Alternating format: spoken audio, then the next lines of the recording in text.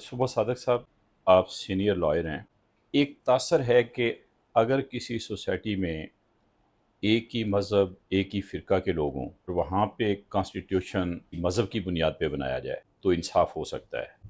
لیکن اگر سوسائٹی میں مختلف مذاہب، مختلف فرقوں کے لوگ ہوں، وہاں پہ کسی ایک مذہب کی بنیاد پہ کانسٹیٹیوشن بنائیں تو وہ انصاف قائم نہیں ہو سکتا۔ آپ کیا سمجھتے ہیں کہ پاکستان کا موجودہ کانسٹیٹیوشن غیر مسلموں کو انصاف دے سکتا جی بالکل دے سکتا ہے۔ ہمارے آئین کے اندر تمام مکاتب فکر کے لوگوں کے لیے، مسلمانوں کے علاوہ جو جتنی اقلیتیں ہیں، کمیونٹیز جتنی ہیں، ان سب کے لیے یکساں انصاف ہے، بلکہ بعض جگہ پہ ان کو فوقیت دی گئی ہے۔ مثلا سروسز میں ان کا کوٹا رکھا گیا ہے، اسی طرح پارلیمنٹ کے اندر کوٹا رکھا گیا ہے۔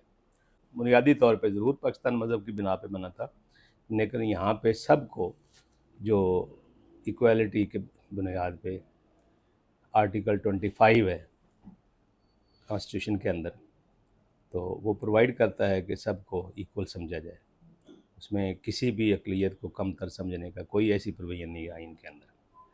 اچھا، کیا یہ درست نہیں کہ پاکستان کے کانسٹیٹیوشن کے مطابق کوئی غیر مسلم پریزیڈنٹ نہیں بن سکتا، پرائم منسٹر نہیں بن سکتا؟ یہ ایک ہے اس کے اندر، جیسے انڈیا میں وہاں پہ مسلمان پریزیڈنٹ رہے ہیں، پاکستان میں بھی ہونا چاہیے، ہونا چاہیے۔ ہونا چاہیے، یہ اچھا، پروویژن ہونی چاہیے۔ اگر کسی کی اہلیت ہے، کوئی بندہ ووٹ لے کے آتا ہے، جیسے منسٹریاں بھی تو دیتے ہیں نا جی، اقلیتوں کو، ہوں۔ تو اسی طرح گورنر بھی بن سکتا ہے، پریزیڈنٹ بھی بن سکتا ہے، ہونا چاہیے۔ آپ یہ سمجھتے ہیں کہ غیر مسلموں کے حوالے سے ایک ایسی چیز ہے کانسٹیٹیوشن کے اندر جہاں پہ انہیں احساس محرومی پیدا ہوتا ہے؟ اتنی بڑی کوئی جو ہے نا غیر مسلم کوئی بھی جماعت نہیں ہے پاکستان کے اندر، ہاں، کوئی بھی گروپ، کوئی پارٹی ایسی نہیں ہے۔ ہاں، سکیٹرڈ لوگ ہیں، ہاں، سکیٹرڈ لوگوں کو آلریڈی پارلیمنٹ میں بھی حصہ مل رہا ہے، تھوڑے سے ووٹوں کے ساتھ وہ پارلیمنٹ کے ممبر بن کے آ جاتے ہیں، صوبائی اسمبلیوں کے، قومی اسمبلیوں کے۔ ہاں۔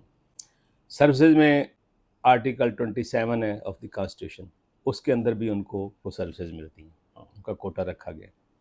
تو اسی طرح جو جتنے بھی شہریوں کو حقوق حاصل ہیں، وہ تمام کے تمام کمیونٹیز کو جو ہے، باقی اقلیتوں کو حاصل ہے۔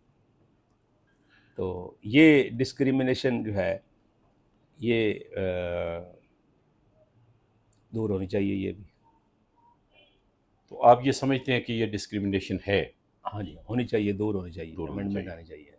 یہ ڈسکریمنیشن جو ہم نے کانسٹیٹیوشن کے اندر رکھی ہوئی ہے، اس کا کوئی پاکستان کو فائدہ ہوا ہے؟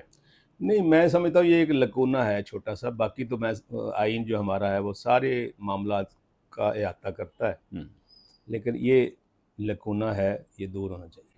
پرائم منسٹر نے ووٹوں سے بننا ہوتا ہے نا، تو پرائم منسٹر میں ظاہر ہے مسلم جو ہے وہ 98% ہے یا 97% ہے، 3% تو نہیں پرائم منسٹر بن سکتے۔ پاکستان کے کانسٹیٹیوشن کی بنیاد مذہب نہیں ہے؟ تو بنیاد اس کی ضرور اس نظریے پہ رکھی گئی ہے، لیکن مذہب آئین کے اندر مذہب نہیں ہے۔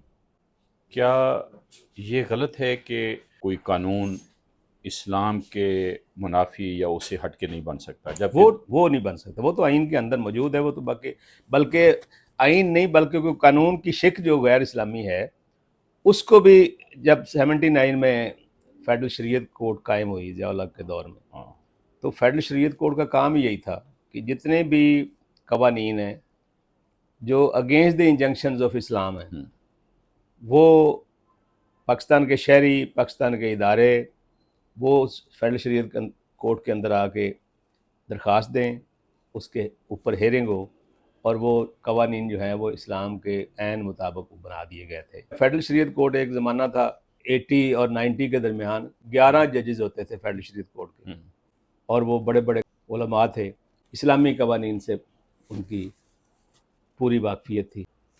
وہ انہوں نے دن رات کام کر کے جتنی شکیں تھیں غیر اسلام کے خلاف تھیں، وہ ساری اسلام کے مطابق امینڈ کرنے کا ریکمنڈیشن کی، اور پھر وہ امینڈمنٹ لائی گئی پارلیمنٹ کے ذریعے۔ چونکہ وہ کام ختم ہو گیا ہے، فیڈرل شریعت کوڈ کے جج یا 3 ہوتے ہیں یا 4 ہوتے ہیں یا 2 ہوتے ہیں۔ شریعت کوڈ کی آپ سمجھتے ہیں کہ ضرورت ہے؟